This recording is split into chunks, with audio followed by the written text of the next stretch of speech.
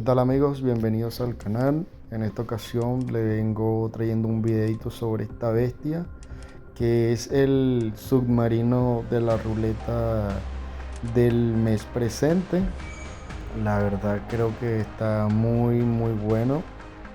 Y sé que es la primera vez que hago un video en el que grabo mi voz, pero es porque le traigo la información importante que sería la de va a ser el video seleccionado para el próximo sorteo del pase de batalla.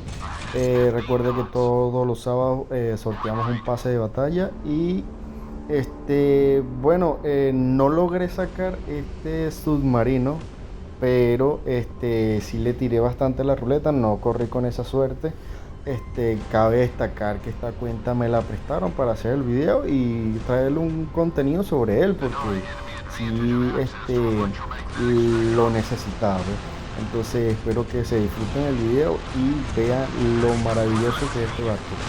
Aunque tiene poca vida y analizándolo creo que no le no se le puede comparar con lo que sería el submarino Belgoro, porque tiene muchas desventajas, se puede decir, en combate contra ese submarino, ¿no?